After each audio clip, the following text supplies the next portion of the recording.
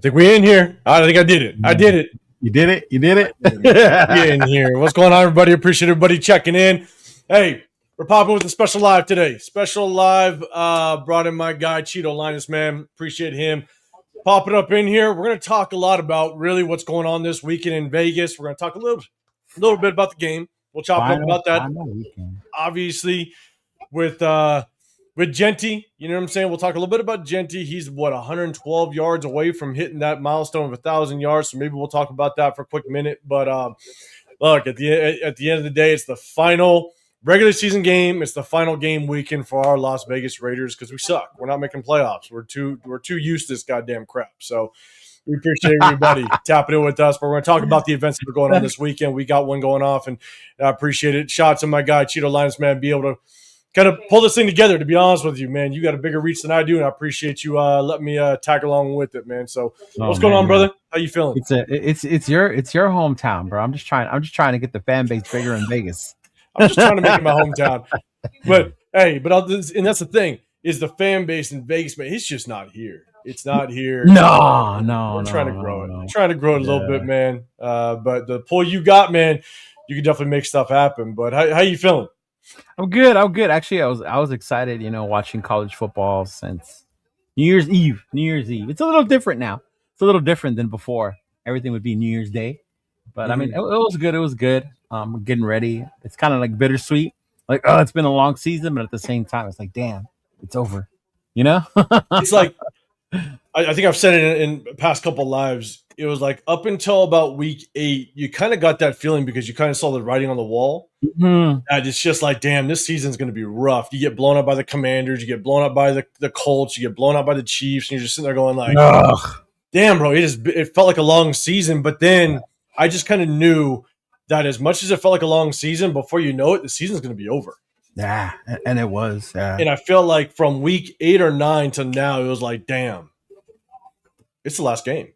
Yeah. And as much as I know a lot of the fan base, rightfully so, they're like, hey, I am happy the season's over. And, you know what I'm saying? We don't have to, continue to witness our team continuing to just get their ass handed to us and embarrass themselves.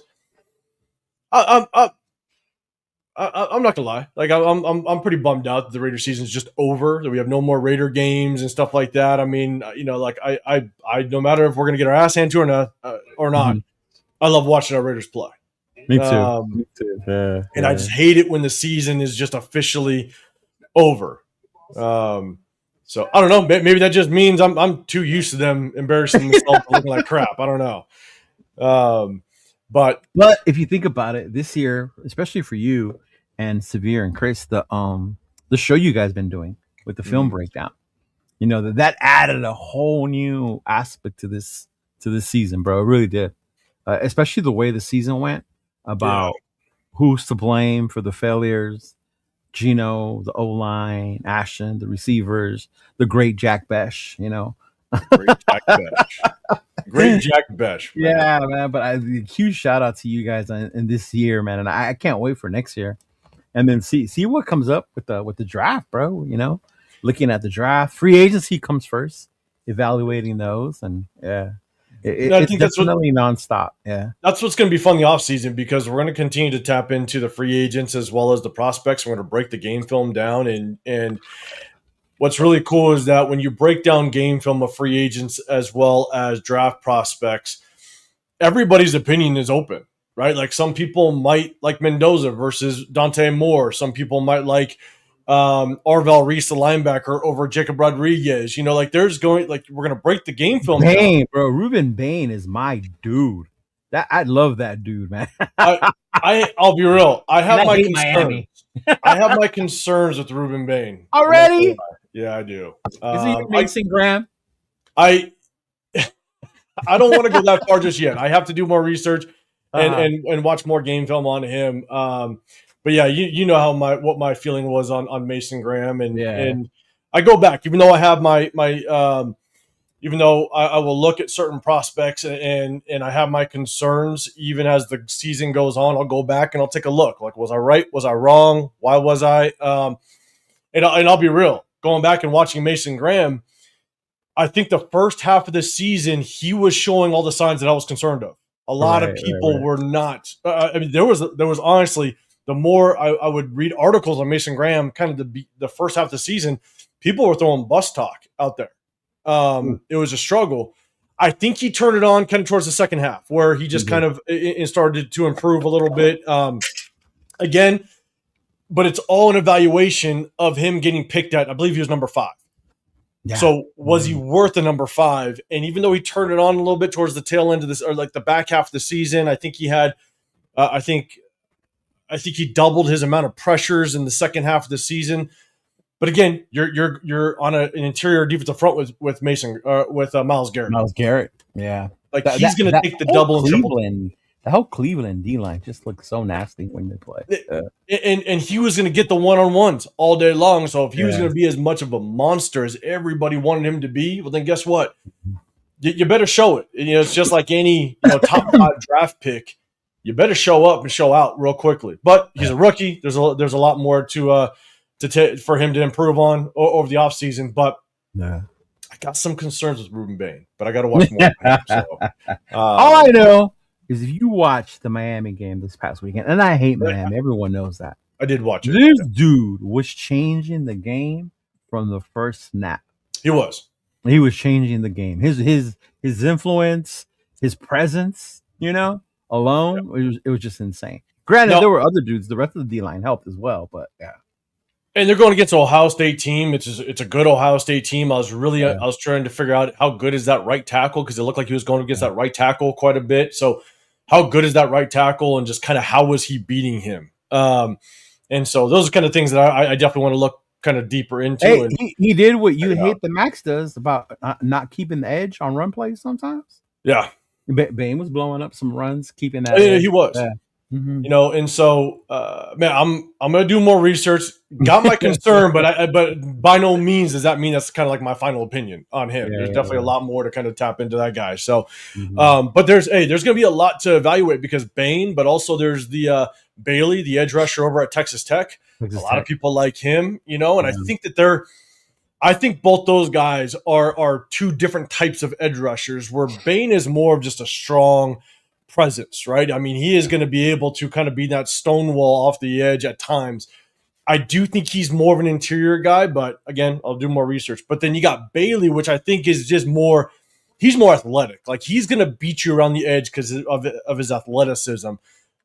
But does that mean that he's going to fall off a little bit in the run support? Just don't know. Again, more research, but man, we got plenty of time to kind of talk about that, man. But I'm gonna say what's up to the chat, man. Appreciate everybody rocking. We're gonna talk about this weekend events in Vegas, but we're talking a little bit about this Kansas City game. And I know a lot of people are gonna want to talk about a little bit of college, so we'll talk about that as well. Bunch of big games on yesterday. So Raider Paul in the building. What's going on, man? Appreciate you popping up in here. Sacktown in the building. What's going on, man? Jack, I'm calling you Jack. My bad. Jack, what's going on, man? I am the wrong nationality to pronounce that name. Yeah, I ain't going to try it. Trust me. My last name playing football has been butchered. Butchered. I had one announcer. I want to say it was my 8th grade year playing football, and I was both a middle linebacker and a running back. And the announcer had to continuously say my last name, and he just flat out gave up on it and started saying just can of tomatoes. It was the weirdest thing. My mom was so pissed. She had to go talk to the announcer, because he just. Well, yeah, that's the name. Yeah. And we were playing away, so the announcer really didn't he just gave up on it. So yeah, it was That's funny. Yeah, good times playing football with an Asian last name. Jeff in the building. What's going on, man? Good seeing you and your brother. What up, Jeff? Jason in here as well. What's going on? Geomex, what's happening, man? Elon, what's happening? Appreciate you popping in here with us. Dave in the building as well. Good seeing you. Shout to everybody that's rocking out with us. Kevin Larker, what's going on, brother? Let's see. John in the building as well. Good seeing you. Appreciate you pulling up. Let's see. LS, always good seeing you, man. I could not wait to see you be over after week 6. Damn, week 6. Week 6 is crazy. I know. But we were 1-5, so it makes sense. It does make sense. Mike in the building. What's going on? What up, One more fat L. That's Miklo from Blood In, Blood Out. Miklo, what's going on, man? All right, Yeah. my bad. Appreciate you, man. Yes. One more Fat L coming up, baby. Let's get that number Well, one. depending on what happens in the morning, we don't have to lose. Don't have to. You're right. We don't have to. But let's not. It's like putting the game in the ref's hands. Let's not do it. Let's just lose and let's get that number one. Let's solidify it. You know, I don't know. That's going to be interesting sitting next to each other and you cheering for us to lose and me cheering for us to win. man, I'm gonna be. I will be. I don't even know what the emotion I'll have if we do pull off that game. I'll be. Because I think it'll change if like by the time it's game time, we know that no matter what happens, we're number one. Then you might be like, "Fuck it, let's beat these guys." 100%. Let's have some more beers. If you know what I'm saying, let's have some more drinks. If we win and we keep that number one, 100%. Let's enjoy that. Mm-hmm. What up, SoCal? What's going on, brother?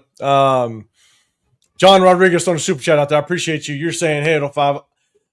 I know that what I'm about to say, a lot of people aren't going to like, but if we get pick number one, we need to trade pick one and get more picks and get Chambliss. I actually I watched the kid a little bit, Ole Miss, if he comes out in the later rounds. I'm not going to lie. I haven't watched too much of the kid, but based on what I saw against Georgia, like there's a lot to like. Right. There's a lot to like about the kid. You know, got to watch more. He's mobile. It look like he can make every throw. Mm-hmm. One thing that, and I'll just kind of give you just a small sneak peek of I think the difference between, there's a lot of differences, but the one difference that I look for in a quarterback between Mendoza and Moore is I struggle with Moore's ball placement. I don't think Moore's ball placement is as elite as elite as I'd like. He's also younger though. I mean, he's only 20. Yeah, there's definitely differences, but I think that's what really pops off for me is that Dante Moore's ball placement is not as good as Mendoza. And that's definitely one thing I look for when it comes to quarterbacks. Honestly, that's one of the things that I loved out of Bo Nix coming out. And that's why I was a Bo Nix. The ball. Yeah. And so Dante Moore, he struggles with it. And that's if we pick him at number one or number two, wherever we end up, even if you trade back to like 4 and you pick somebody that high, you want somebody that has all the traits in the world to take you to the Super Bowl. Right. And I'm not saying that he can't improve on it with Dante Moore, but that's definitely a flaw. I don't want that to be a flaw if you pick him in the top 10 and now you have to improve on that or teach on that. Yeah. But a lot of people. I am not mad at John's idea. I'm actually for it. I want to do what the Bears did. That Bryce Young year, trade that pick away, get more picks, pick later, get another pick the following year. Like and honestly, like we can get a QB, but I know Mendoza's number one, whether it's us or anybody else. Mendoza's going to be number one, so it's up to us what we do with that. But Chambliss looked good. He looked good. That was my first time really just watching the kid. And I was like, he looked good. And when I was watching it, I did look up to know. I didn't know whether or not he was coming out in this draft because obviously there's a lot of quarterbacks that are either going back to school and coming out next year, right? A lot of people are really high on next year's quarterback draft class. Well, even if they say next year, that gives those eligible to come out this year more reason to come out this year because there's less quarterbacks. You come out next year, there's going to be a lot more. Arch might be one of them, and he's going to be a huge name, right? Yeah. The kid from USC, he stayed another year. He'll be coming out next year. Yeah. I think the tough part about trading back is, again, it all, for myself, it all has to do with who's going to be running the ship, who's going to be our head coach. That's the main part. Yeah. I got to know who our head coach is going to be before I kind of throw out there what I want to do. Now, if we got a new young head coach, someone that we know that we could build this franchise through, God, if they traded back and just stockpiled picks and really fully dedicated to a true rebuild, I wouldn't be mad at it. I'd be cautiously optimistic. I'd want to just kind of see how this thing plays out. But obviously, if we get a young head coach as a fan base, we have to give him 3 years. Well, you remember when Chicago did it? They drafted, they traded it away, but they still kept Eberflus. Remember? Yeah. And they were like, is he going to stay? Is he going to go? And then can he or did he deserve to stay with Caleb? And if you look about it, it worked out for them.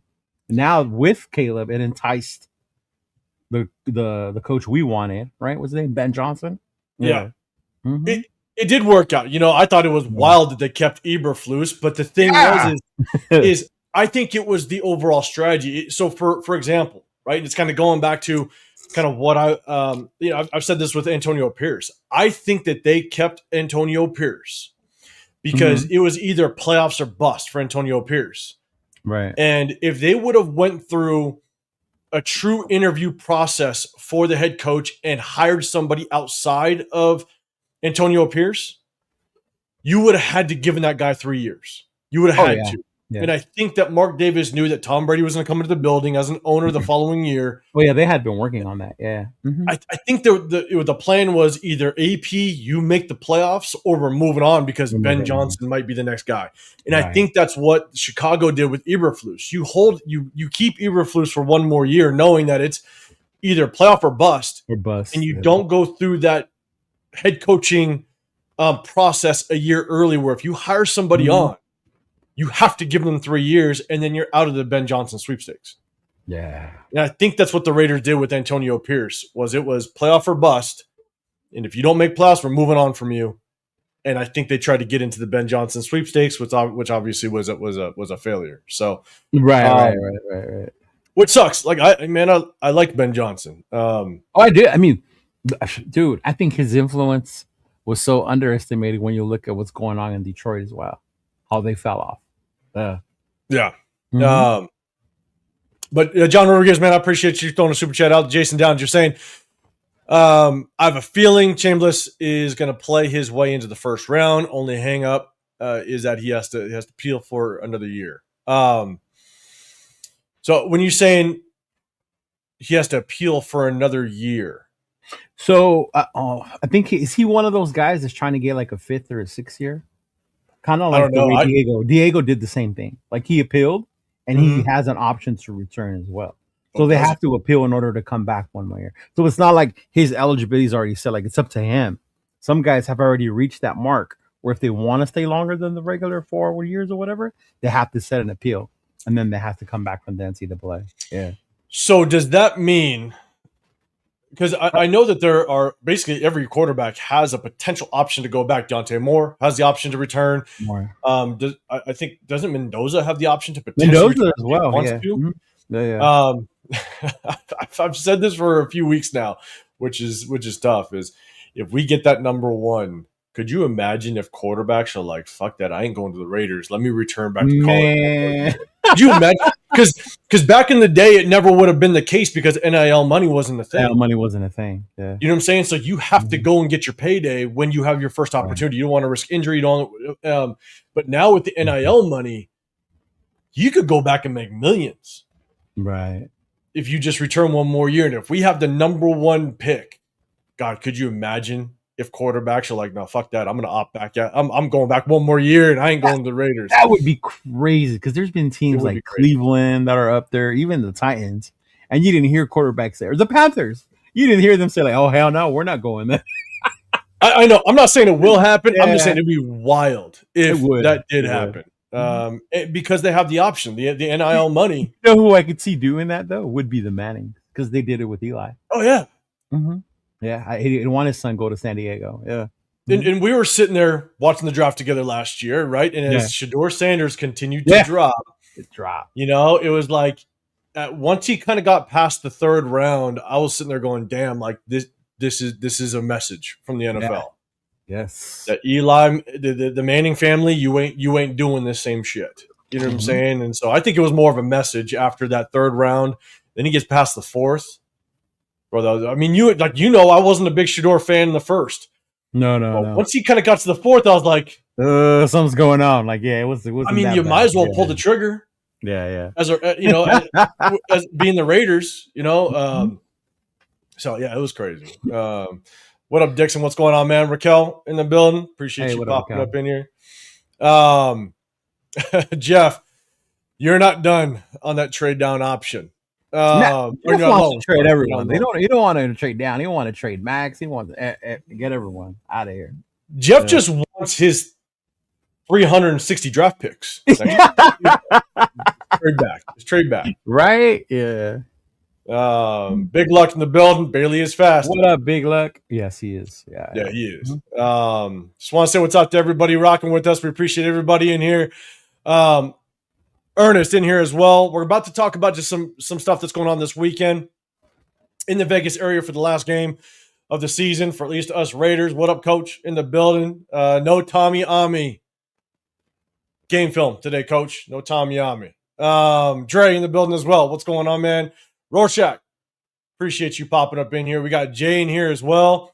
You said, hell yeah, trade pick one. I agree. See, this is where it's going to be rough, man. Yeah. Because only thing I will say is, like, with Mendoza, look good. I'm going to rewatch the game from yesterday. Look good yesterday. Obviously, they put belt to ass to Alabama, which was good to see for at least Mendoza. But even with the Heisman Trophy winner, you can't throw that out there and say it's a guarantee that this kid's going to come in and save the franchise. You look at the past Heisman Trophy winners as quarterbacks. I believe that it's been 19 in the last 25 years or so. Only 2 of them have made it to a Super Bowl between Joe Burrow and Cam Newton. Yeah, and Cam was just different. And then Joe hasn't been back because of injuries. Yeah. Mm-hmm. Yeah. So, it's not guaranteed, but I also think that there is so much that a quarterback has to rely on in order to become successful. Like, the organization has to do so many things for them in order to kind of unlock that success for a quarterback. Yeah. And you look at Joe Burrow, right? He's able to make it to a Super Bowl, but the thing is that Cincinnati organization has not protected him at all. No. He's got his ass handed to him ever since the day he stepped in the NFL. And so that organization just has not done him much favors as it relates to protection. Yeah. They've gotten him his weapons, but man, you got to protect a quarterback, as we all know with Geno. Yeah, when they decided to keep Higgins instead of protecting Joe, I was like, "Ooh, you already got Jamar. Like, did you really need Higgins as well?" Like, that was the dumbest move. Yeah, I did not understand. They could have done, because you could get a quality number 2 in the draft. Yeah, we'll draft somebody. They could have drafted Jack Betch. They would have been good. Don't you throw that out there, God damn it. Yeah. Jesus Christ. Jeff throwing a super chat out there. Appreciate you. Could be an Adam Butler type Sunday if we win for 805. Hey, it could be. It could be just in the opposite way, because if we win and we lose that number 1 draft pick, it might be an opposite Adam Butler show. Hey, shout out to Adam Butler, though, doing his thing out there. Mm-hmm. He's still trying to produce out there. Getting those double teams is rough. Dixon, Chambliss is 6 foot. I think they got him listed at 6'1". Obviously, that probably means he's like 5'4", but yes. They got him listed at 6'1". He's 6 foot. I prefer quarterbacks that are at least 6'2" plus. The measurables, huh? It's not the deciding factor, but if you're under 6'2", then when I watch your game film, I start to look at, are there things on tape that are kind of restricting your gameplay because of your height, right? Are you basically bailing out of the pocket too early because you can't see your offense over your offensive line? You're not being able to see kind of the passing lanes. That's one thing that I think. Who's that kid that came out of Oregon last year? I'm blanking on his name. Dylan Gabriel? Dylan Gabriel, right? Yeah. One thing that Dylan Gabriel actually did well with was the fact that when you watch him play, there was really nothing that kind of showed you that he was, 5 foot nothing. I think he did a really good job being able to kind of still navigate the pocket and still get his passes off. And so the height didn't necessarily worry me. It didn't move me off of him just because of his height. But Chambliss, I think he is 6 foot 6'1", and so I'll watch the game film, kind of taking that into consideration. I think Diego Pavia is 5'9", but with heels, so you're definitely not a fan of him. You know what it is, right? What? Genty didn't run the 40, and he won't take the measurement height. Oh no! Yeah, I think they got him listed at like 6 feet, I think, and he ain't no 6 feet. No. No, it's like I remember when I played in high school and even after high school, the program always had me at like 6'1", and I'm like, I'm 5'11". You guys are wild. Yeah. So again, appreciate you popping in here, man. Good seeing you guys. Trying to say what's up to as many people. We're just doing a separate live today, just chopping it up, getting ready for tomorrow. Yes, sir. All the events going on, man. We're gonna chop it up about that. John in the building. Appreciate you rocking here. SpyTek will be attending Dante Moore versus Fernando Mendoza game. That's gonna be good one for him to see himself. That's gonna be a good game, but I think you're a former coach. Let me ask you. Yep. Can you really say based off of one game determine that that's your guy or not, even if it is a head-to-head match? Or do you dismiss anything else before and be like, look at this head-to-head, this is where we're going to see? Or is the whole body of work as a whole have to be looked at?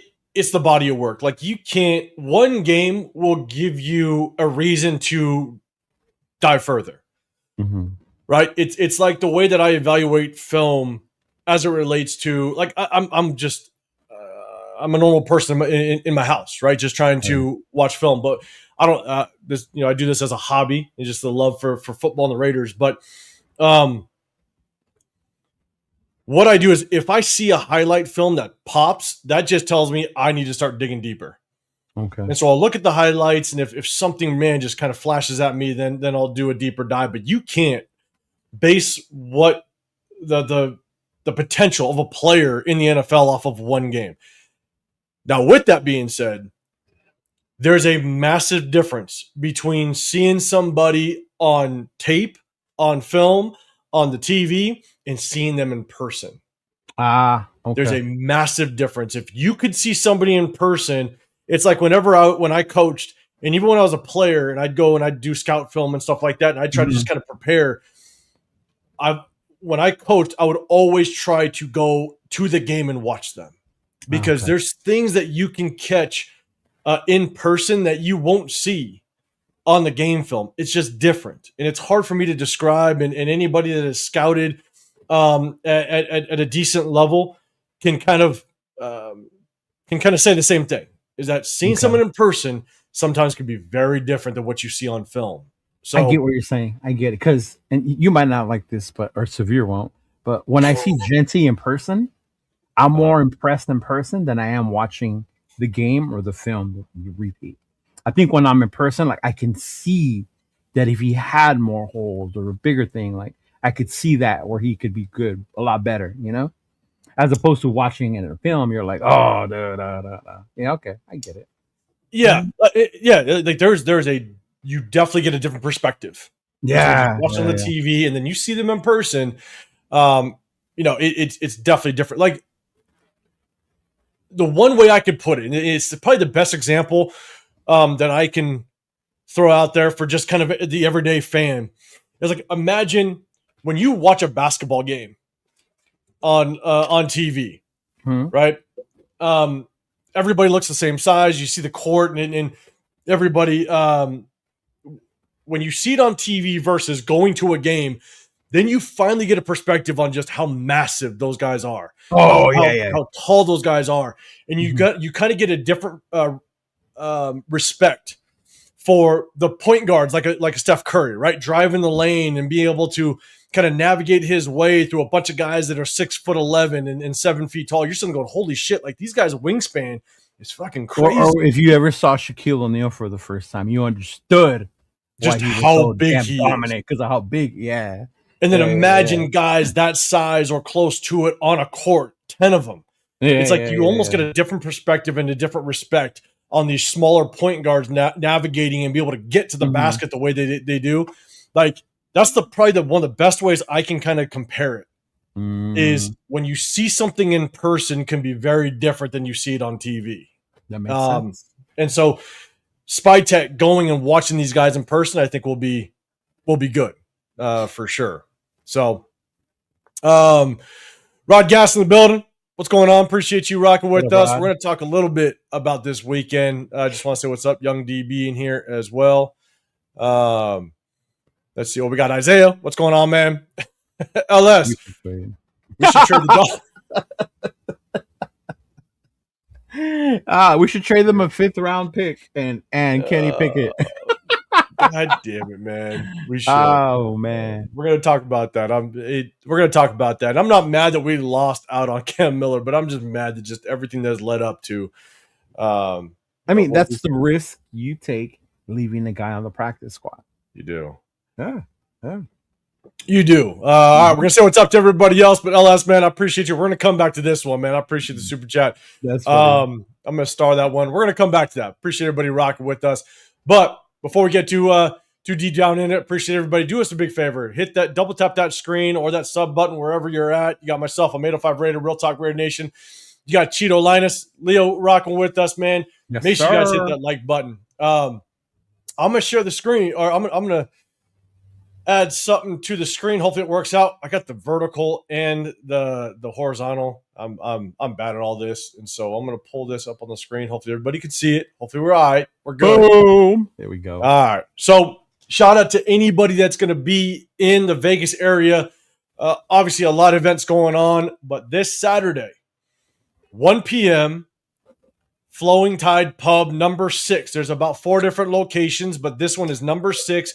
It's just west of the Strip off of Decatur. If you're in the area, 1 p.m., we're going to be rocking out. Now, keep in mind, it is 21 and over, so if anybody's bringing kids or what have you, unfortunately, not going to be able to bring the kids. All right, keep the kids at home. We're going to get a little rowdy. This is the last final weekend that Raider Nation can kind of party for a game week of the 2025 season. So shout out to Leo, though, man. You want to kind of give a shout out to the Black Hole, your crew rocking through, man. What you got? Your raffle that's going to be going on, man. Give the people details of what you got. Yeah, man. I mean, it's the last weekend, one of the things we've been doing for a while. And I mean, trying as we do the first and the last game.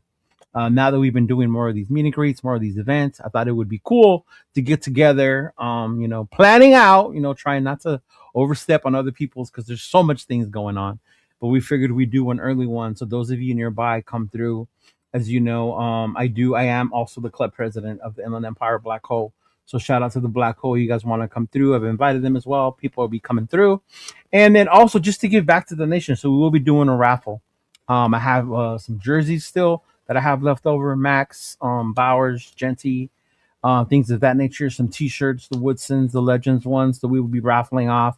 We will be having there an event to give away.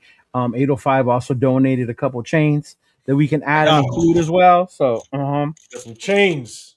We have a couple. And then, of course, it being the big one, I do have a bottle. I told 805 that I was probably going to bring to add to it. So we'll definitely be bringing a bottle of Hennessy to add to them to the farewell party for the nation this past weekend. And it's the first one. It's like you said, lots of things going on that day. So we're going to be early. We're going to do in 1 to 4. And then obviously after that, you have the TNBC one. Shout out to them over at Twin Peaks. And then, of course, at nighttime over at the Golden Nugget for the party the night before the tailgate before we go all out there. Yeah. The Golden Nugget. What bar is that they have it there? The Troy Bar. The Troy Bar. That's right. Tomorrow's going to be fun, man. It's going to be good to kind of get everybody together. And at our event, 1 p.m., the Bucks versus Carolina. That game's going to be on, so definitely come through. That should be a good game. I think that's the battle to either to make playoffs or get a better position for playoffs. So it'll be a good Carolina game. wins, they win the division, I believe, right? Yeah. Mm-hmm. Yeah, so it's gonna be a fun one. And shout out Leo, just being able to kind of throw everything out there and get the eyes and ears of people, and hopefully we have a good little event. Good way to start out the weekend, which is gonna be fun. And then so you said there's other Black Hole events going on Saturday night. Is there anything else that you know of going on? I know TNBC. I think they have the Twin Peaks on Twin Peaks at 5:00. Yeah, on Saturday. Yeah. Is there anything going on Sunday morning? Do you know? Is it just straight tailgate, or as far as I know, it's just straight tailgate? I know they announced today that All In Autumn Wind will be lighting the torch as part of his he's been doing to break the record. So shout out to All In Autumn Wind. Is this going to be his? So does his record go through the playoffs, or is it just regular season? Regular season games. Yeah. So he's ending it off with the Raider game. With the Raider game. That's actually kind of cool. He's going to light the torch, and then I don't know if they're going to do something for him after the game, at the whiskey. I think it might be after. I haven't confirmed that yet. But yeah, as far as I know right now, it's just that, and then of course Sunday morning the tailgate. over at the J Lot. We do our thing. We'll meet up where we normally meet up. Walk on over. Do that little. I don't. Do they still do the march over the bridge? No. So they So the shut last that time down? I had the meeting, is they're only going to do it for the opener. Logistics, planning, different new people, the amount of fans that show up when you're 2-13. It's a little different. Calling it the march to victory really didn't work out. Right. So from what my understanding is, it's only going to be done at the initial home opener. So yeah. So that's the part that sucks. It's like the first time they did it, it was legit. It was cool. I mean, I know you were out there. They did it last year against the Carolina, that home opener against Carolina. That one was cool. The News and all of them were out there when we did it against Carolina. Yeah. And I mean, you've been to plenty of Oakland tailgates. I've been to a lot of Oakland tailgates, and I want to say that was probably the closest thing. It wasn't. It was still far from it. It was still far from it, but it was probably close. the closest thing that we could have seen, like an Oakland tailgate. And just the amount of people. I mean, that march to victory over the bridge, it was packed with Raiders. That one was good. And because we shit the bed so bad against Carolina, it just died off the rest of the season. I remember when they tried to do it the following one against Cleveland, it was not the same. And I think was it Mama Lynch, I think, led that one that time. Yeah. Oh, I think so. I think you're right. Yeah. It's sad. It's sad, and I understand why. I think one time it was Charles Woodson that led it. I think later in the season, and the crowd was just empty. There was nothing. And it's sad when you have someone like Charles Woodson leading that march over the bridge, and you can barely get Raider fans to show up for that. Right. I think it sucks. Also, it's also a little tough because you try to start it when everybody's already across the bridge at the tailgates. And so that's the other part too. That when you do that, you have to plan it. I think the time we did it, we got to the Mandalay early. Remember? So we were there early. We ended up. That's when I won at the blackjack table. Was the blackjack? No, it was the roulette table. The roulette table. Yes, Black 24. Yes. Shout out to that. Shout out to that. That was a good one. Yes. That was good. See that this is how rigged Vegas is. But for you guys, it was in a good way. It was in a good way. It was in a good way. But yeah, and that's the thing with the march is to get organized, to have people on this side of the bridge, not already on the other side of the bridge. Yeah. Yeah. And they do it so late that everybody's already on the other side. So there's no point in walking all the way back over just to rock out. And not only that, those of us who are J-Lotters, it's on the complete other side of the stadium. Complete other side. To get to J-Lot. Yep. Because remember when we walked over with Turf was like, man, fuck this walk. I remember that. Yeah. I remember that. It's a long ass walk. For anybody that has not been to Allegiant Stadium, you go from Mandalay, you have to walk all the way over the bridge, and you have to go to the opposite side of the stadium to get to J-Lot. Yeah. And I could care less just how, I don't care if you're in shape or out of shape. No one wants to make that walk all the way back over. No, that's a hike. It's a hike. It's crazy. So, So, hey, we got a lot of stuff going on this weekend, but hopefully it could pop off. Saturday, 1 p.m., Flowing Tide Pub, number 6. Shout out to Cheeto Linus Leo. He's going to be rocking out with some giveaways. Or not giveaways, a raffle, more stuff. There's going to be food and drink specials. And hopefully we can kick off this thing early, man. It's going to be fun. And because he's going to raffle off a bottle of Hennessy, that's how wild it's going to get. Raffle off a bottle of Hennessy. But that thing might pop open the moment someone gets their hands on it. So right. Yeah. It's going to be fun. And Leo he basically just showed up, let everybody else know there's a bunch of other events going on. And hopefully it's a. And you show up there, you'll get an idea of too where everybody else is going to be later on that evening. The TNBC people will be at Twin Peaks. Who's going to go to Troy's? Who's going to go to Eye Candy if that's the thing still? I know some people still want it to be. So we'll definitely see what's up once we get there. Get an idea of what's going on. Yeah. No, 100%. So just shout out. Just wanted to let everybody know. Also, hit us up on all the other social media outlets, right? IG, stuff like that. You'll get more and more updates. And so definitely hit us up. We'll keep you guys updated. Hopefully we see everybody there. That is going to be. And from my understanding, more people are going this week than they did last week. I already know a bunch of people that are going to go to the tailgate.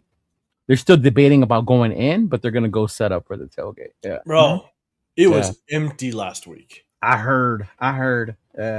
Did Nate come out last week? I know. I Nate know. did because Nate wanted to see Jackson Dart, so Nate was out there. So he was out there. He went into the game. Yeah. He was Hopefully he in did. the win club. Oh, watch out, VIP. Yeah, that's what I said. Watch I was out, like, oh, Nate. excuse me. Yeah, I don't know if that was the gift or if he got in, but My know. I God. think Afakazi told me too. He might go again this weekend. Oh, really? Yeah. Mm-hmm. Is Avakashi still out here? He's still out here. Yeah. Did he move out here? Like what the hell's going on? I don't know. Hopefully we'll see him and we'll see what's going on over there. Yeah. Jesus Christ. Okay. Mhm. All right. I mean, Yeah. shout out to him because I mean it's been what, at least a month now that he's been out here. Yeah. When I talked to him, he said he'll go, but he probably won't go into the game this time. But he said he'll definitely go Saturday to do the tailgate and do the events and stuff. Yeah. So he won't go into the game just because I mean, shout out to him, bro. Yeah, I don't know. Maybe he's yeah. But me and you were talking earlier. The ticket prices have just been dropping and dropping. I mean, my strategy, and I know I've shared this with you, but my strategy, I'm gonna buy the cheapest ticket. I'm just gonna get in, get in that standing area behind the torch or like around the torch. I'm just gonna chill out there, have a good time. I know Fu Chris is gonna do the same. Jen Slinger is gonna do the same. We just want to get in the stadium. Yeah. And hopefully I'm not too pissed off as I walk out the stadium. So let's make sure we you got to go say hi and farewell to JT for the year. Come on. Oh my God! Don't even start with me. Damn it, that guy. Yeah. So yeah, shout out, man. If everybody hit us up on all the socials, put a comment in this video or on IG. Let us know if you're going to be in town. If you are, man, hit us up. It's going to be fun. Definitely kick off the weekend right. Yeah. Gonna go back up the big screen. Appreciate everybody rocking with us. I see some more people. Jason, the shorter you are, the less you are likely to play from under center. That could be the case. You look at guys in the past, just like Drew Brees back in the day. Man, Drew Brees for the majority of his NFL career lived in shotgun. So Kevin Lurker, Chambliss looked outstanding yesterday. He did. He looked pretty damn good, man. Kevin Lurker. I met Tim Brown. I'm 5'10" and was no taller. Tim Brown, he's like 6'1". Yeah, he was never like a big receiver. He just great possession, great hands, great route runner, amazing speed. Yeah. So I think he's more like 6 foot ish. I mean, I'm 5'11" and he's got me a little bit. But shout out to Leo being able to see Tim Brown a few weeks back, man. Probably the quietest I've ever been around someone. Just in awe. In awe a little bit. Raider J Mar in the building. What's going on? Appreciate you. Leo, do you know anybody that has confirmed that's going to be over at because I know that there might be some people from, I don't know the dynamics between Black Hole, people and TMBC. No, so when I put it out, I put it out all club. It's not a Black Hole event. It's for all clubs, all fans, everyone welcome. I just so happen to be part of it. That's all. Yeah. But I know the Las Vegas Boosters were going to come through, the Arizona West Valley Club. They were going to come through. I sent the invite out to the TNBC folks as well. So, yeah. That's cool. And they said that, you're going to be hanging out with your Asian guy. Yes. They're like, oh, yeah, you're Asian homie. I'm like, yes, with him. Shout to them. Avocasi, man, you here, man. Appreciate you. What up, man? Let us know. Hit up Leo. Hit up myself also. If you're going to be out there, I don't know if you just heard, on Saturday, we're going to be getting together early. So let us know. And we're going to be out there for the tailgate. If you want to get in, man, Avocasi, let me know. You're here. We're going to get you in that stadium if you want to go get in that stadium. So hit me up, brother. So Kevin Lurker, maybe I was wearing high heels. You never know. Maybe. So, all right. Let's talk a little bit. What up, D-Mokes? Let's talk just a little bit, right? Genty. We'll talk a little bit about this game. Genty is about 112 yards away from eclipsing the 1,000-yard mark. And I heard. You know how critical I've been on with Genty and stuff like that. Obviously, the offensive line play has been absolutely horrible, so there's not a whole lot that you could ask of a young rookie running back. But I think eclipsing the 1,000-yard, it'll be good for him. At a very minimum, it'll be just a good, maybe confidence booster a little bit, being a rookie. I think it is tough because 17 games, you average that out, he's basically just shy of 60 yards a game, which isn't impressive, but just seeing that 1,000 milestone might be a little bit of confidence booster for the young rookie. So, chat, let us know. Let me know. Do you think he's going to get it? Do you think he's going to get the 1,000-yard mark? But Leo, do you think Gene might get it? You know what? The way this depleted Chiefs team is playing right now, I would say yeah. They haven't been the greatest. They do still have Chris Jones. Is Chris Jones playing? Or did they fucking retire? I don't know who's officially playing. Yeah. I just know they're shutting down a lot of people. Yeah, but I mean, I guess it's hard for me. I know 1,000 yards isn't what it used to be, for running back, especially when you add another game. But when I think about it and I think back on his season, it's crazy to me that he got 1,000 yards with how bad this O-line played at times, But then again, I can remember 2 games where I was like, damn, he had a fucking good ass game. So then it makes me wonder, like, where the fuck did all the other yards come from? Like, I don't remember those games. But shout out to him though. As a rookie, came into a fucked up situation. No O-line, coach doing who knows what with the O-line. Son doesn't know what the fuck he's doing with it. So it's a good feat for him. But I will say this: I think knowing him, I did change my attitude towards him when he didn't celebrate his touchdown in garbage time. And it wasn't because, dude, you should be celebrating. Because I think at that point I saw his mindset. Like, I'm not about just scoring touchdowns. I want to win these fucking games. Like, he knew when he scored, this wasn't like garbage time type shit. Yeah. The Houston game, completely different. He fucking went off. He was celebrating those. He did his dance and everything. He was. Yeah. So that was a little different. So I think the kid wants to win. So I like that mentality. So, get out to him. And I know a lot of us, when he drafted, what's a successful season? 1,000 yards rushing, 1,500 all purpose, and this and that. But 1,000 yards is still 1,000 yards, no matter how you look at it, even as a rookie. Can you count how many rookies have done that? Not all rookie running backs do that. So, good for him, good for the kid. But there's still more I would want to see because of the number 6 overall pick, though. Yeah. I think if Kansas City truly tries to win this game and shut our offense down, I don't think he gets the yards needed. If they're strategically #SS, if they are substituting, in a way that they're trying to ruin our chances at the number 1, right? Then I think that there's a chance he might pop off and get like a 50-yarder or something like that, just randomly, and so that could obviously help him kind of get to that number. Yeah. So I think a lot has to do with what Kansas City wants to do. But like you're saying, I think the 1,000-yard mark is a little different nowadays. Yeah. Because the extra game, plus, I'll be honest, it's also taken into consideration. Even though I think as of right now he's got the most rushing yards for the rookie running back class. Not yet. Oh, this year? Yeah, I think he's still up top. Or Quinshon Judkins might have overtaken him a little bit. I think he was. I think Quinshon Judkins was on his heels for a second.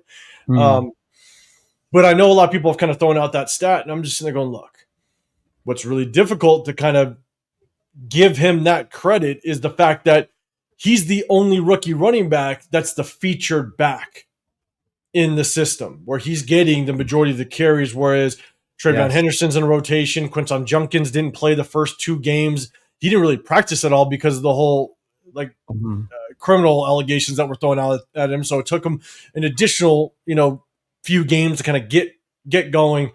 Kyle Monangai, he's in a rotation. And so, it's really hard to judge just how good Genty has been doing. But he's been rushing behind a horrible offensive line. He's been the primary focus of defenses of who you need to stop, of not named Brock Bowers. There's Brock and then stop Genty, and that's it. And that's why, and that is the exact reason, and I've said it, for a long time now. It's like, that's the exact reason why I hate picking a running back so high. Yeah, everybody now knows you have to get your worth out of him. So they're going to basically want to shut him down, knowing that he's playing to get 40 to 50% of the touches on your offense. And running backs come out of the same exact spot of your offense at the running back position. It's not like a number one receiver that you can motion them, you can scheme them open, you can move them around, you can create mismatches. Running backs come from the same spot 97% of the time. Yeah. And so that's why you're basically just kind of giving away your cards and giving your hand away to the defense, knowing that he's going to get probably 30 plus touches a game. Yeah. And that's close to 50% of your offensive plays. What I did like from Genty and what I saw develop and get better was his pass catching ability and running with the ball after he catches it. That was a lot better. I didn't realize he was that good with it at Boise. Maybe I didn't watch him enough at Boise. I think I just saw more runs than his pass catching ability. But I was like, damn, you put that kid out there, like he can really do some work. Mm-hmm. Well, he can catch the ball without question. I think where I struggle with is just how, like, once he's in open space, I want him to be able to showcase more. Yeah, getting him in open space and be able to kind of make people miss instead of run people over. Run people over, or again, it's all about making the right cuts. You know what I'm saying? In open space, and so again, rookie, he's got to learn from it. LS, if I didn't watch games, I saw that. Playing in Crocs is wild, bro. That is wild. That sucks. I mean, people work out in Crocs, but come on, playing in. I know. Genty's an all pro, going to be awesome for us. And I don't know if he made the all pro rookie team. Did he? No, he didn't. Wow. I didn't send you the list. It's something that we're going to go over, but he basically, the all-pro rookie team, he was in the discussion of second team. Yeah. Grouped in with guys like Kyle Monangai, with Woody Marks. The guy that made the first team all-rookie for this year as a running back was Travion Henderson, and then it was Quinshon Junkins making the second team. Yeah, see, that's cool. Mm-hmm. And they basically lumped Genty in with about 4 other running backs. Like if Cam Scadaboo never got hurt, bro, he might have been that first. Oh, Scadaboo was doing, but the way he runs, it was bound to happen. He was gonna. I think what's tough is, and Genty and this was my concern with Genty. I think what's tough is that like they welcome contact.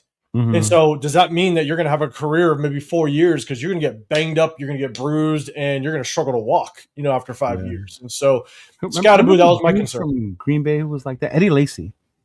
Ball fucking power. Yeah. But he took so many hits. He was like worn down by like fucking. Yeah. Mm-hmm. And so I think that's where it's going to be tough. Jeff, Genty's at number 1 at 888. Yeah. Look at that. I'm gonna go play that slot machine, the 888 one, just because Genty's on there. I know, right? Thank you, Jeff. Right. I know LS 3.7 yards. 3.7 yards. It's not great. It's not great. What a rebel. What's going on, man? Even being the featured back, though, he's got less touches than others running backs in a lot of games. Yeah, I know that's what happens when you get down 14-21-0 by the second quarter. Like, so exactly. And Bueno, what's going on? That's the other part, right? Is the reason why I hate picking running backs early is because the game situation dictates the running backs usage. Yeah. Mm-hmm. That's what I hate. Yeah. If it's third and 17, you're not gonna hand off the ball, right? Unless it's a draw and you're just trying to play in field position. And even then, you're not necessarily getting any benefit out of the running back position. It's just a draw to play field position. That's it. You might run a screen, but the game situation dictates the running back usage, and that's why I hate picking running backs early. Or you had to have had the O-line to be able to control the clock. Yes. You're utilizing that back over and over and over, or even a 2-back system, being able to run the ball. I 100%. Now, what my hope is that it's a team sport. So you're hoping that the draft picks that we've had, even the Brock Bowers, right? You hope that these are all pieces of the puzzle that is going to ultimately get us to where we want to be. Yeah, these things you could build off of. You know what I'm saying? So that's the only reason, and that's why. Look, when we picked Brock Bowers, I wasn't the biggest fan of the pick. Oof. Because it's not because Brock Bowers wasn't going to be an absolute stud in the NFL. Mm-hmm. But there's other pieces that you need to potentially find success. That's why I wanted Talisi Fuaga. That's why I wanted an offensive lineman. Because ultimately, Brock Bowers got us 4 wins. ultimately Brock Bowers and Genty, back-to-back first-round picks, have gotten us 4 wins last year and 2 wins this year. Like, yeah. Like that's the result out of getting the shiny object on the shelf.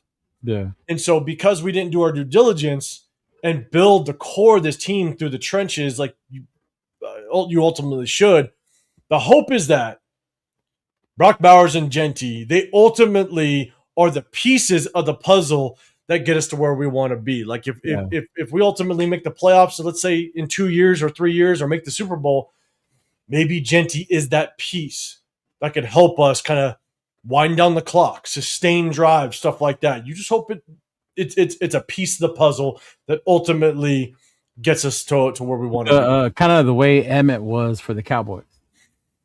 Yeah. Mm-hmm. Because we all know that Jesus Christ, Eddie Lacy's he did though. He did get really big towards the end.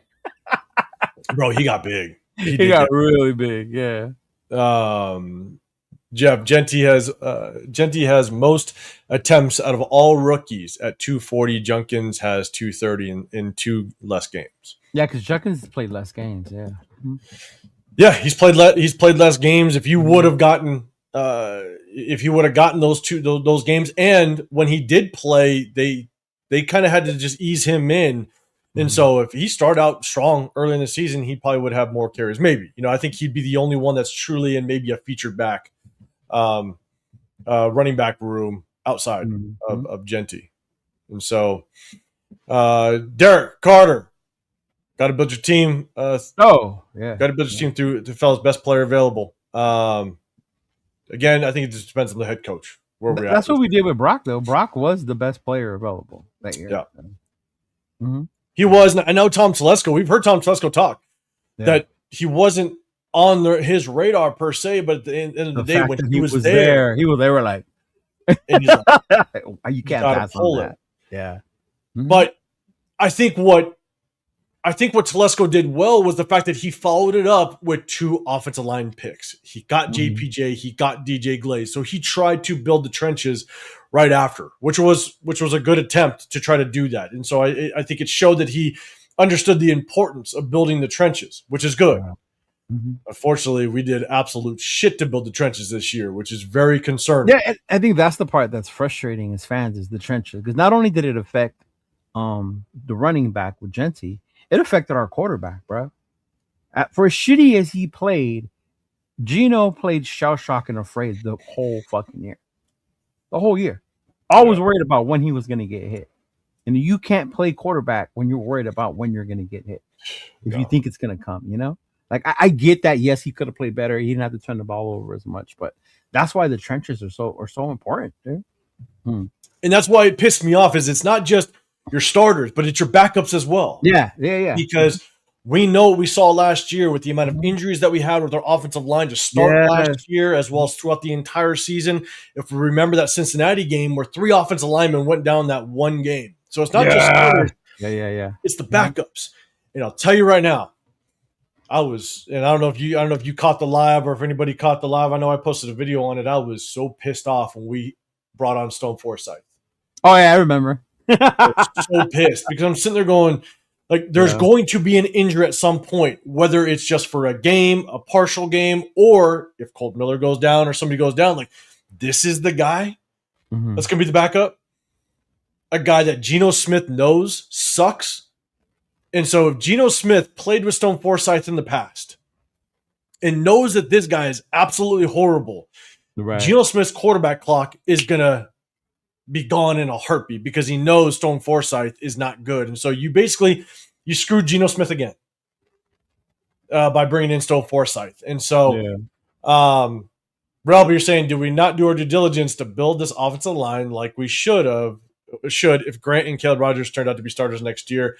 I mean, they look pretty good when they're out there. I don't know. The jury's still out on them, I think. One is too soon for Grant. He's got how many snaps so far? Maybe 12 snaps total all season. Yeah. And then the other part too is we have to see more than just a year or a couple games. Look at us last year. We figured we were cool at right tackle with Glaze. And look at the fucking downfall he had this season. Yeah. And I get it. Coaching, huge part of regression. Coaching. But yeah. I think it's so hard to know what we have in this offensive line because I think Brendan Carroll has done a crap job with it, just developing these players in general, not just the players from last year, but obviously the players that we drafted early on this year. So I'll be honest, like I can usually have a decent like evaluation of players at times. I have no clue what we have in DJ Glaze right now. Based on the game film, he does not look good. And that's without question. He looks bad. But is it because of Brendan Carroll? Because has Brendan Carroll completely just kind of killed his game? I know Lincoln said a lot of it has to do too with playing more out of the shotgun this year. That does not help Glaze at all. Yeah. And I think it's tough because when DJ Glaze came out from Maryland, his strong suit was pass protection. He didn't give up a single sack his senior year. And when you go out of shotgun, it is tough because when you go out of shotgun, the reason why it makes it more difficult for offensive tackles is because now the edge rushers and linebackers coming off the edge have a better indication at their attack point. The angle is much easier. Whereas if you come up, if the quarterback comes from under center, you could have a 3-step drop, a 5-step drop, a 7-step drop. So the depth of the quarterback is going to be very different depending on how they drop. Yeah. But when you run out of the gun, now edge rushers know that quarterback is going to basically be where he's starting in gun. That's my point where to go. This is my target point. And so their angle becomes much easier. And it's no longer much of a guessing game. And so they could come hard off that edge. And next thing you know, it makes it just that much harder for offensive tackles to be able to kind of get into their kick step and take away the angle the edge rusher has. So it does make it that much more difficult. But man, Caleb Rogers, he's looked good at times, but he's also fallen off at times, and it's rookie mistakes. Yeah, I know the Eagles game was his welcome to the NFL game for Caleb Rogers. I think so. Yeah, I think so. And here's the thing: Charles Grant, the minimal snaps that he had last week looked pretty good. Yeah, but that's going to be the interesting question: is how much. Here's the thing, and Leo, I'll ask you in chat. Let me know. Based on Charles Grant's play last week, and we broke down his play on Wednesday, knowing how bad Stone Forsythe has played, and you would think that Charles Grant is potentially going to be the replacement for Colton Miller as time goes on, as the left tackle. You would hope. Yeah. You would hope, right? You draft him that high as a project in order to potentially take over for Colton Miller at some point. Stone Forsythe is not going to be with us next year. He's on a 1-year contract. He's trash. Why not play Charles Grant the last game of the season? See what you got in him.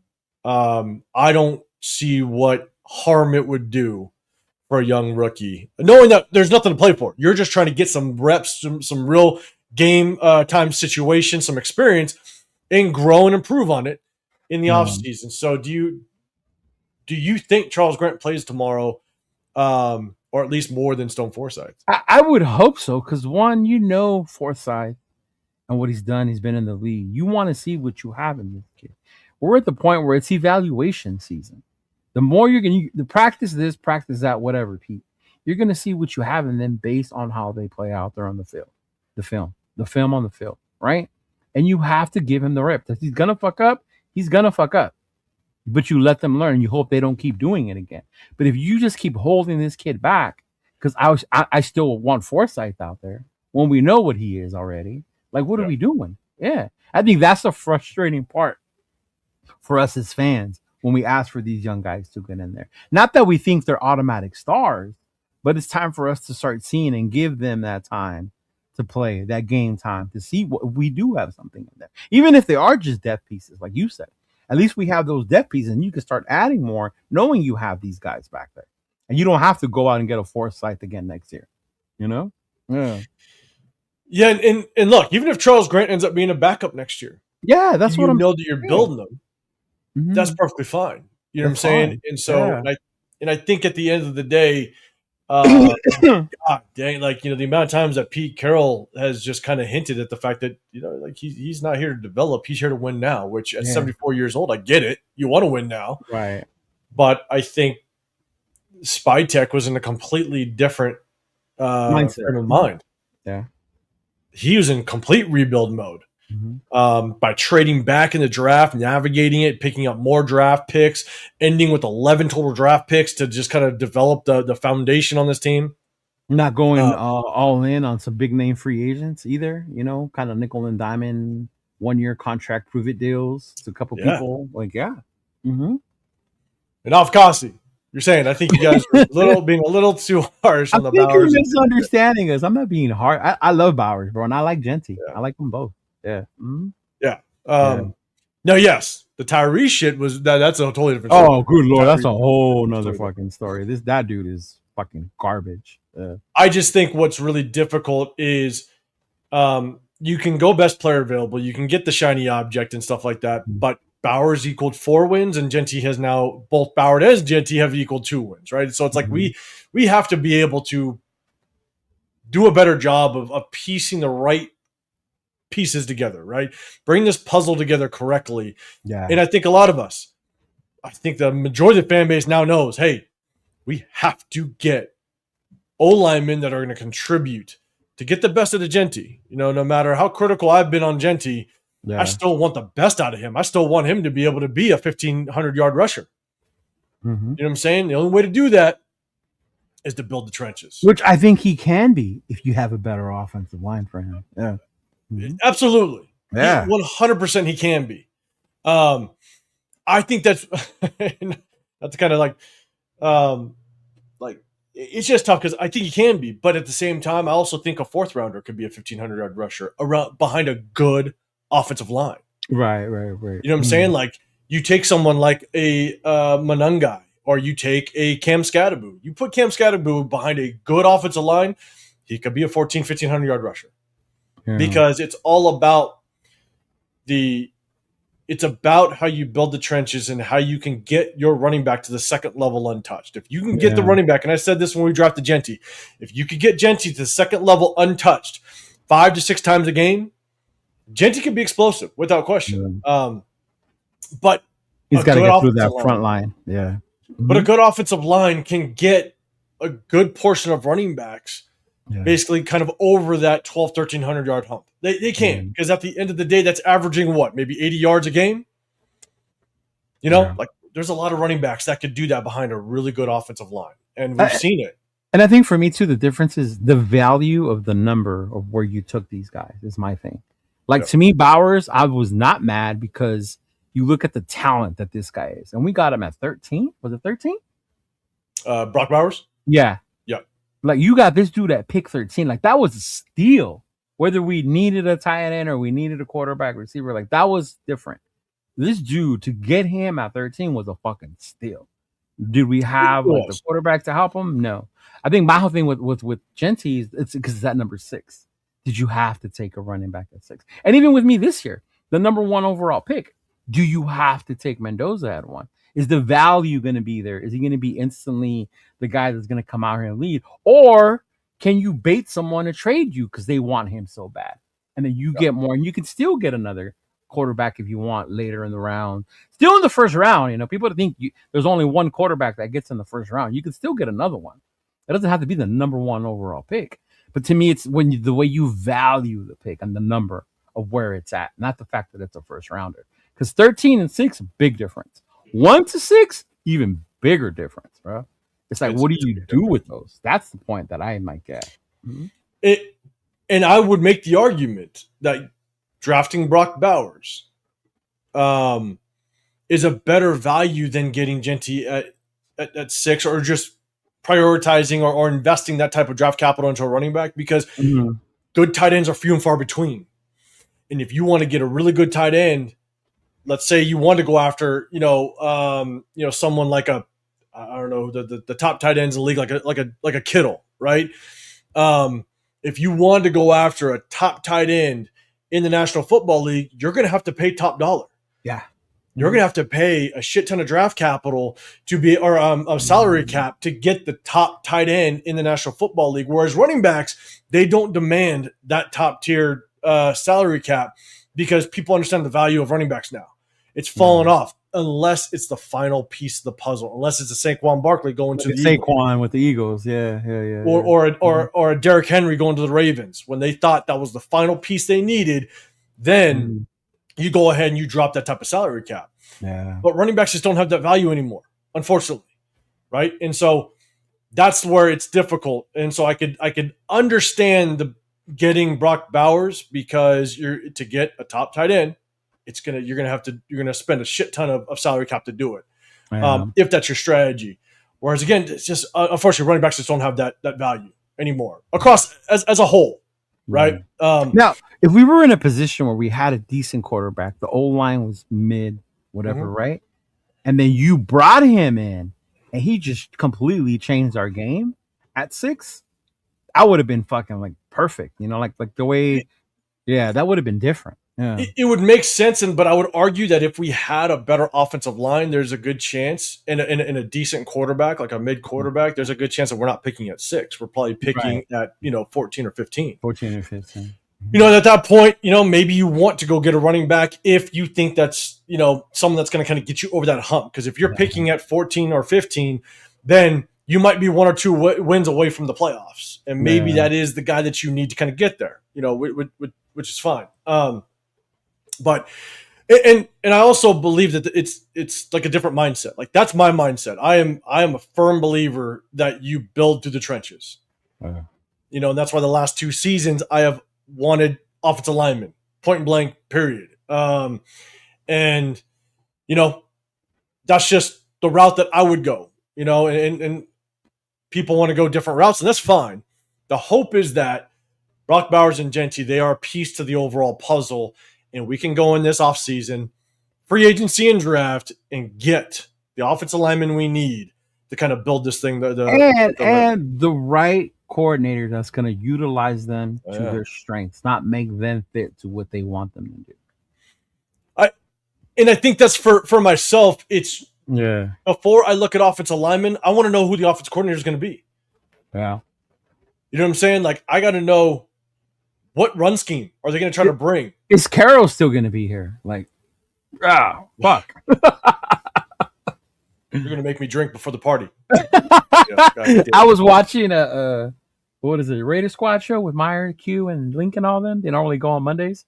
Yeah. Q was saying they should wait till Tuesday to do their show because you know how Monday's Black Monday? To see what happens about who we're talking about. I'm already getting my thumbnail ready. Yeah, man. Because I know last year I did a Black Monday show, and we fired Telesco, and we all thought AP was safe. And then the next fucking day, Pierce was gone. We were like, oh, shit. Like, yeah. I know. And that's, I think that's where it's going to be interesting is, we're going to go to the game tomorrow and on Sunday. And I'd be curious, and I think I heard Jeff say it, where he wants to kind of hear the same thing that happened in New England when Gerard Mayo didn't even make it to the press conference. They basically told him in the tunnel, "Oh wow, that you're done." Some Hugh Jackson type shit. And I'm telling you, it's like it's gonna be crazy if it's a situation like that where Pete Carroll, just because there's already reports that they're doing their homework. Dude, if we win, can you see or picture the fans booing him as they're walking away? Oh, just a complete 180. Remember the 63-point game with Antonio Pierce and that crowd went nuts. Yeah. Crazy. It could be a complete 180. And like all the 10 fans that will be in that stadium, because ain't nobody show up to that goddamn game. It'll be us, the same usual suspects. I know. But could you imagine? I'm with you. Could you imagine if that stadium just boos Pete Carroll?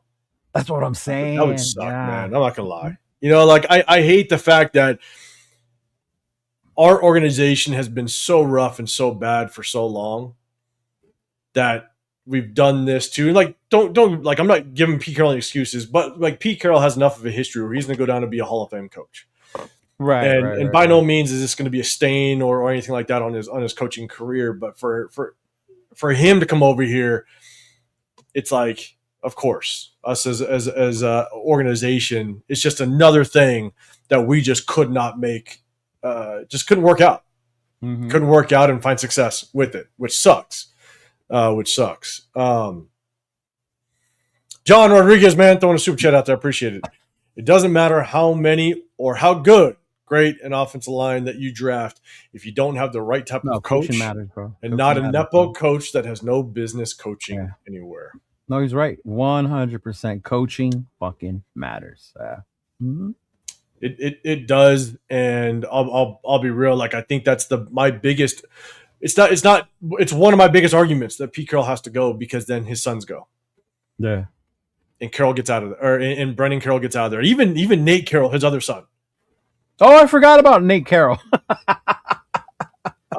I've seen it so many times now, where he is in Pete Carroll's ear constantly on the sideline, and I have no clue what he's saying to Pete. I don't know what's going on, but I'm sitting there going, like, not only do you have your son coaching the most important unit of our team, which is the offensive line, but then you got your other son that's constantly in your ear, and I'm sitting there going, I don't know what the hell they're talking about. Yeah. But whatever it is they're talking about has equaled 2 wins this year so far. Yeah.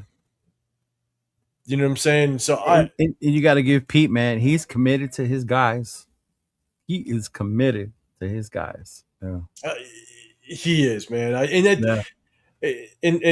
And how much he has covered for Geno. Oh, yeah. How much everything is a competition except for the quarterback position. Yeah. That's crazy. Yeah. Even after the back-to-back three interception games, he was still basically praising Geno. And to me, that's just wild. You can't have that and think that the players in that locker room are going to be able to trust moving forward what you say if everything's a competition, right? Except for Geno. And actually Dylan Parham. I don't know how Dylan Parham has been able to kind of slide away from competition. Right. Like, he has been awful. He's had one good game this year. Dylan Parham hasn't had a good game he's had one good game in the last 2 seasons. How the hell Dylan Parham has been able to slide away from competition? Yeah. Boggles my mind. Yeah, me too. I don't know, man. But outside of that, John, I appreciate you throwing a super chat out there. I'm seeing a couple comments. And look, Money Check, you're saying people don't understand the value of a running back like Genty anymore because they are so few and far between. Genty opens up the playbook, helps keep the quarterback healthy, and pays dividends late in the game. I know a lot of people, they look at the running back room differently. I know you do as well. I think it's just kind of a difference of opinion as it relates to the running back. Because, again, I kind of take the stance of running backs. You can find running backs that could be serviceable in the later rounds, and you don't have to invest that type of money into, or that type of draft capital in a running back. But again, it's just difference of strategy. But I mean, okay, I know people say that sometimes too with wide receivers or with any position, right? Look at Purdy, look at Brady. It doesn't have to be a first rounder.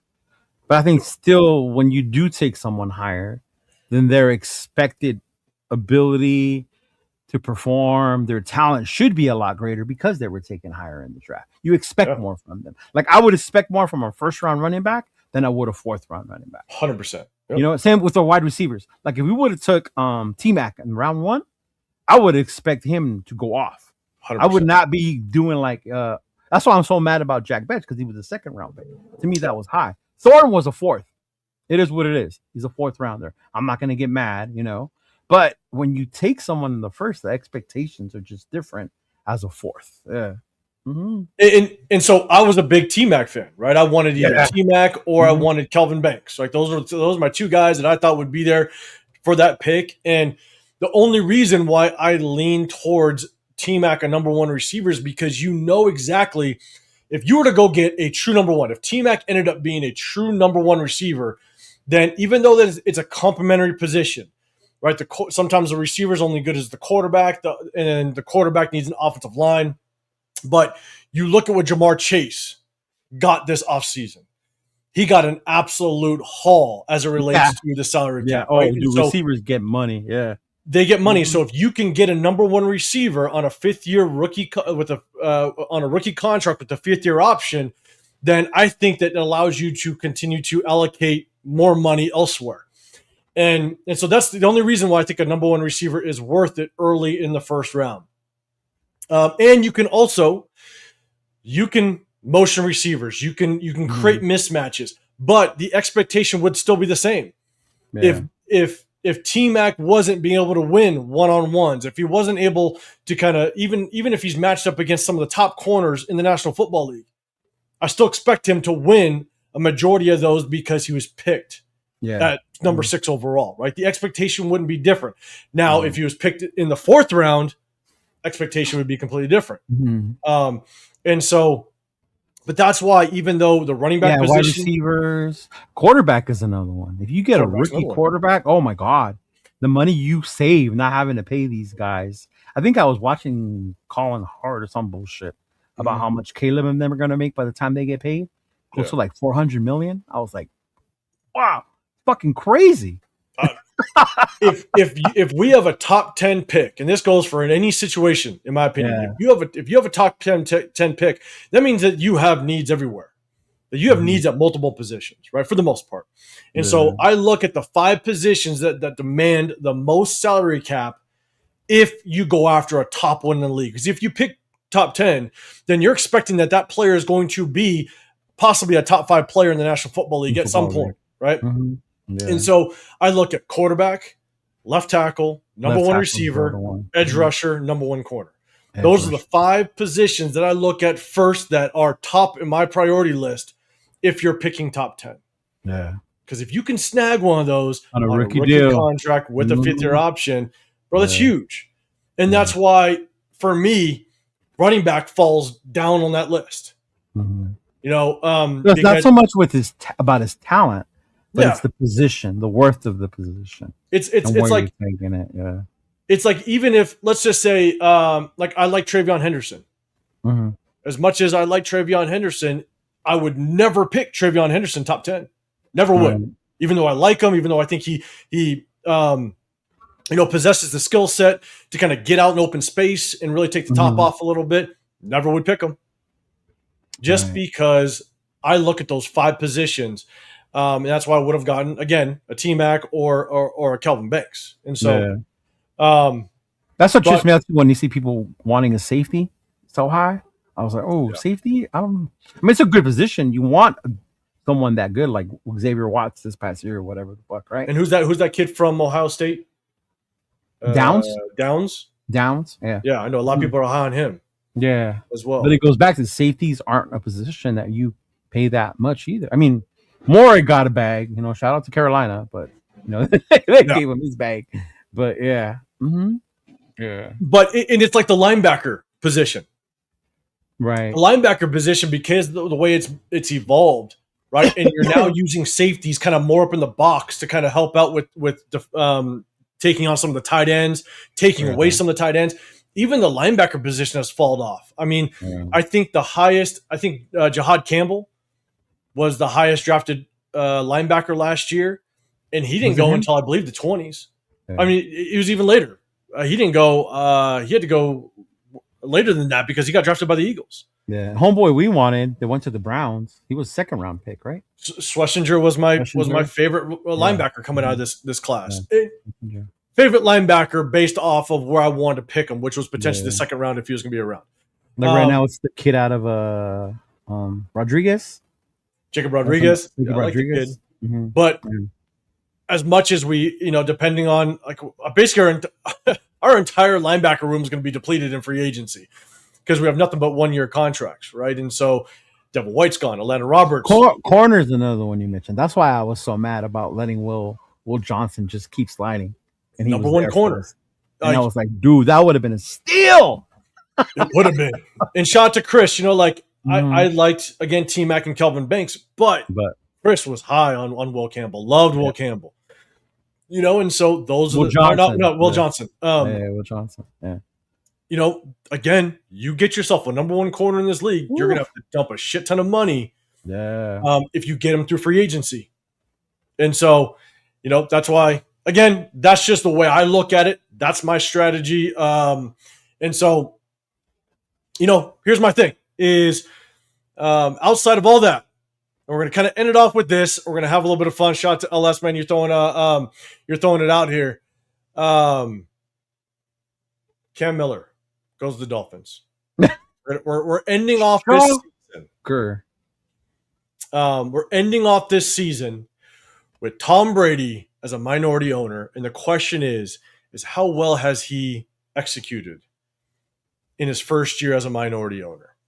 Chat, let me know, because when Tom Brady was announced that he was going to be a minority owner, there was a lot of the fan base that basically were like, look, Tom Brady is going to turn this thing around. Tom Brady's going to find our quarterback. Cam Miller was Tom Brady's choice, per reports.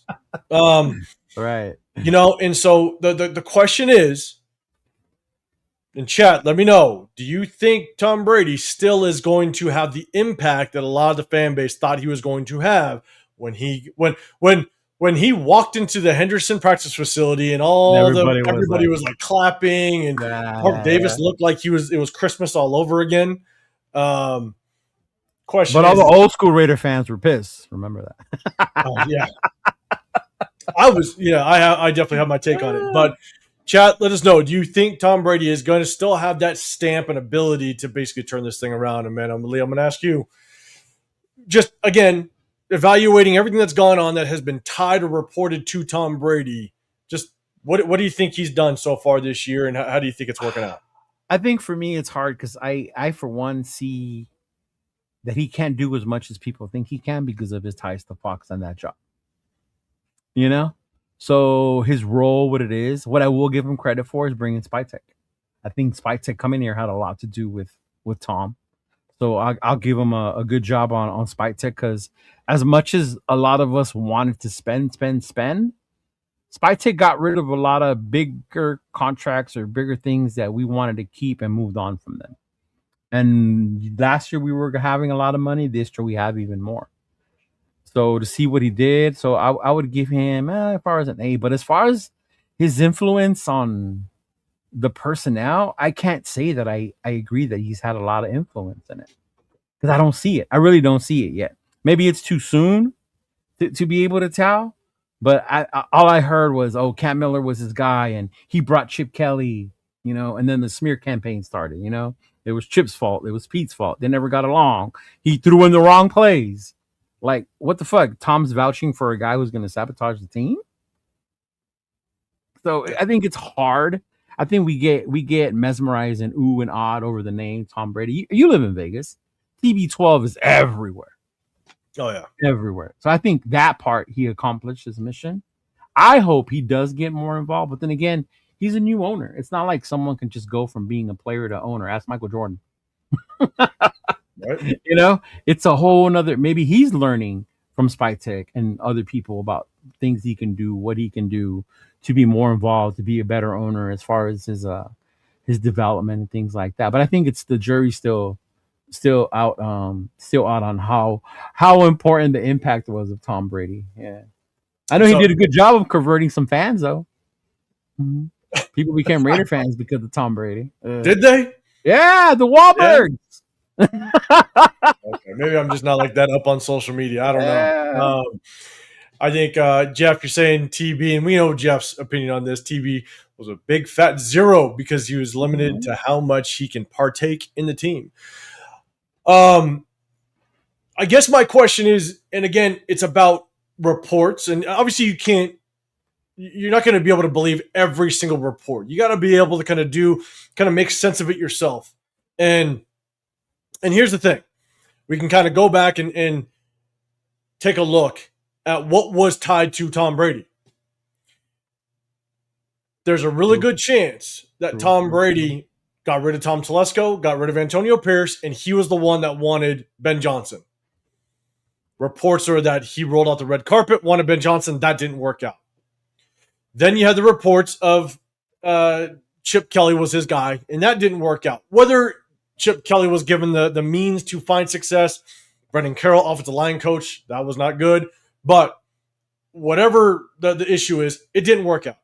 Mm-hmm. Then you had the reports that Tom Brady had private discussions with Matthew Stafford trying to bring him over here. And Matthew Stafford basically just used us as leverage to get more money out of his extension with the Rams. Remember that? Right? So that didn't work. Yeah. And then the reports that Cam Miller was handpicked by Tom Brady. And then Cam Miller didn't even make the initial 53-man roster. He's on the practice squad, which you can be poached by any team by being on the practice squad. So he couldn't even make the initial 53-man roster. And so there are things that are tied to Tom Brady that the reports are there. And we know how much Mark Davis just loves the Patriot way. And so I think Mark Davis allowed Tom Brady to be in his ear so goddamn much. Don't say that Patriot way thing. I mean, but as much as it hurts, I think that Tom Brady had a lot of influence kind of behind the scenes. And look, here's another influence. Like you said, Tom Brady most likely brought John Spytek over because of his relationship with him over in Tampa Bay. And I'll be real, Michigan. As much as he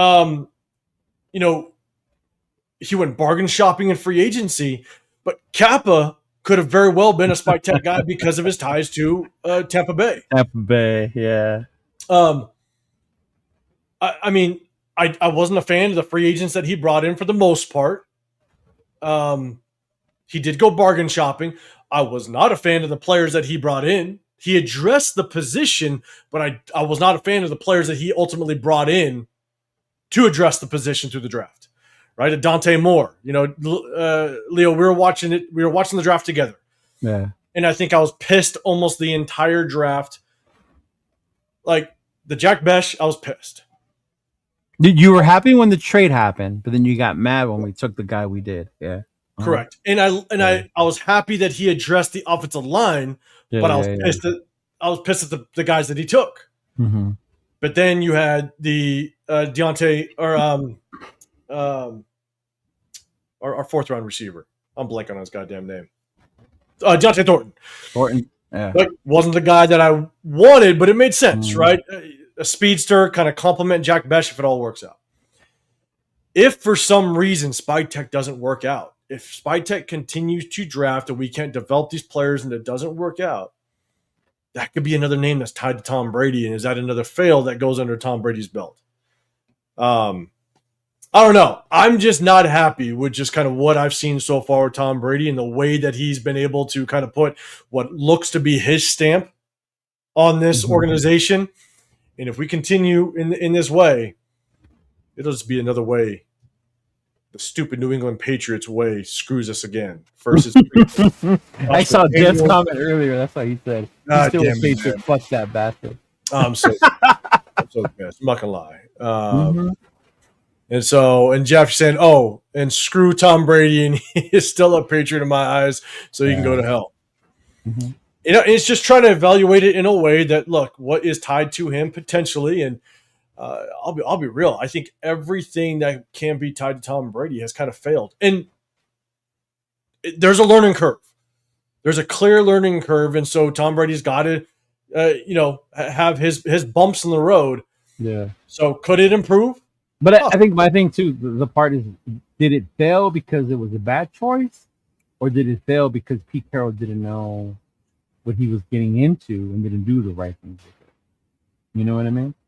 Yeah, I don't know. It remains to be seen. It definitely remains to be seen. We'll just kind of see how it kind of works out, to be honest. I was so hyped, bro, about the whole Chip Kelly thing and having this offense that I thought I was going to see. And then it was just so disheartening to see the same shit that we saw last year. Yeah. Mm-hmm.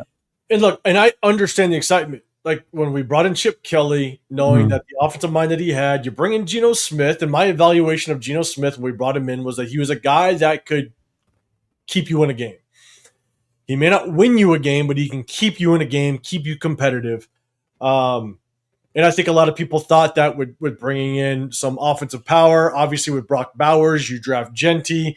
Obviously, I was not a fan of how we dealt with the offensive line. But with the weapons that were surrounding this team, and you bring in Chip Kelly, you thought, okay, we might be able to put up some points this year.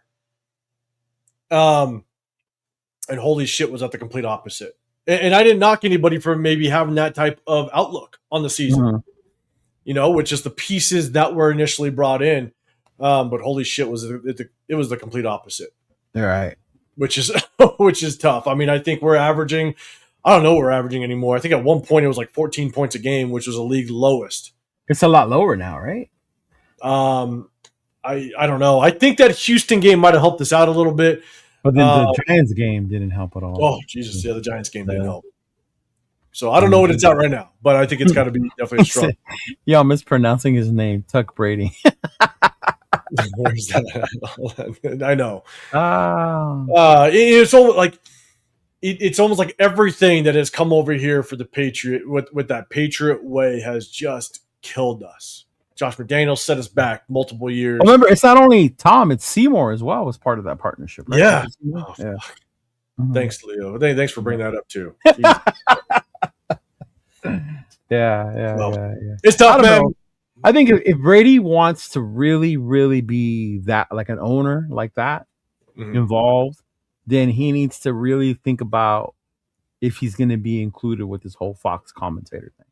Because he took that job before his approval to be owner of the Raiders because they were re-looking at it. Remember? It wasn't a fair deal. You're just giving away these shares, Mark. Like, what are you doing? So they had to go through all that shit. So then Brady, being Brady, fuck, Fox offered me all this fucking money. Of course I'm going to take it. But, it all depends how invested he really wants to be as an owner. Yeah. Mm-hmm. I'm with you. And that's what makes it difficult is what's more of a priority for him? Yeah. Turning this thing around or continue to feed kind of his pocket, being part owner / still his broadcasting career and going on that, and so it ain't like he's the greatest broadcaster either. I mean, shit. Right? Yeah, exactly. You know what I'm saying? Yeah. So I think that's where it's going to be interesting, just kind of see the path that this thing takes moving forward. And look, I think we all hope that he could turn this thing around, but it'll definitely kind of remain to be seen. So, I appreciate everybody rocking. We got over close to 150 in the building between everybody. Don't tap that screen. Hit the sub button, everybody. I'm 805 Raider, Real Talk Raider Nation. You got Cheeto Linus, Leo over here. We're getting together this weekend. Yes, Saturday. Sir. I'm going to put it up one more time. Put it up one more time here. Bang. This Saturday, Flowing Tide Pub, number 6, just west of the Strip, off of Decatur, 21 and over. 21 and over. Shots Cheeto Linus, man. He's going to be rolling through jersey raffles, other Raider items. You're going to be able to get involved in that. It's going to be fun. This Saturday, 1 p.m. 1 p.m. We're going to kick off the entire weekend of all the events. Sir. It's going to be fun, man. Last weekend of a Raider game, final regular season. We're too used to ending our season in that regular season. We no longer have. It's been a while since we were able to feel some. Those are usually our biggest turnouts. Is the first game and the last one. I know, man. But I think people are going to come out strong. If you're in the Vegas area, come link up with us. Link up with us. Link up with us. It's going to be fun. Again, Flowing Tide Pub, number 6. There's about 4 locations. The location we're meeting up at is number 6, just west of the Strip, off of Decatur. Check it out. The flyers on both of our social medias. Hit us up on our social medias. Yeah. And we'll be at the game too. Tailgating. There's also a bunch of other stuff. So, Leo, one more time, let everybody know what's going on with TMBC as well as later that night. Everybody know. So, like 805 was saying, meet up with us at 1 o'clock. What is it called? The Flowing Tide number 6 in Las Vegas from 1 to 4. And then, of course, after that, TMBC will have their end of season meet and greet over at Twin Peaks in Henderson. I know exactly where it is. Twin Peaks in Henderson. They'll be doing that one at 5 o'clock.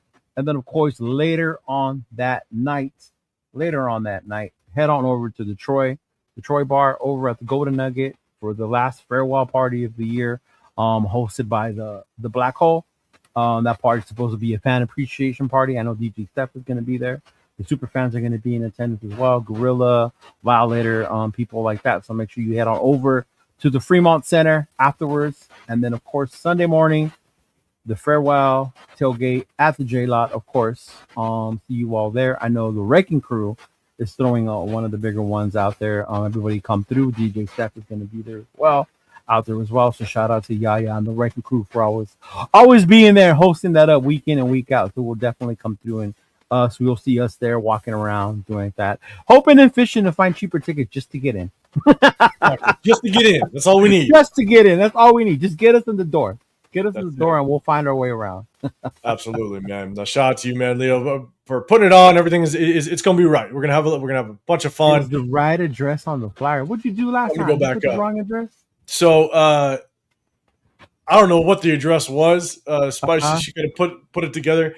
You put the wrong well, to be fair, Parkway Tavern has so many different locations. Yes. And so what happened was Afakasi ended up going to the wrong location, but luckily Power Raider Steve went to the same location. They saw each other, and they end up Ubering down to the right location. Well, so that time we met up for the draft, I put it in the lift, and I was going the wrong way. And I was like, 805 said it was close to my hotel. What's going on? Then I hit you back up, and I was going to the wrong one. The lift had to turn around. Bring me back. It's stupid because the Parkway Tavern on that side literally has one location that's on the same strip, like the same street. Yeah. So, yeah, it's stupid. Afkasi, yes. Hey, Flowing Tide Pub number 6. Yes, the address is right on the flyer, but it's number 6. Just work that. Hit us up on social media. You know our social media. Cheeto Linus 805 Raider. And then let us know. Yeah. Hey, I wasn't the only one Power Rated too. Yeah. They saw each other luckily and made it down to the spot. So that's funny. So yeah, guys, do us a favor, hit that sub button. We appreciate all the subscribers, appreciate all the viewers, appreciate all the super chats throwing out there. Hit us up if you're gonna be out here in the Vegas area. And look, even throughout the off season, there's always events going on in the off season. I know last year again, Bakersfield. Oh, Bakersfield's gonna be wild. Bakersfield. It's going to be fun for sure. Yes. Guys, definitely tap in with us. We appreciate you. Follow us on all the IGs, all the social media channels. And if we see you tomorrow, it's going to be fun. So, Leo, I'm going to pull us down. I'll hit the end screen. We'll get out of here. Hang on. Let's chop it up just a little bit, bit more about tomorrow. So, I'm going to pull us down. Appreciate everybody for rocking out with us. Again, appreciate the subscribers, the viewers, all that stuff. We look forward to seeing y'all tomorrow, man. We're going to get out of here. Appreciate y'all. We'll see you on the next one. We're out of here.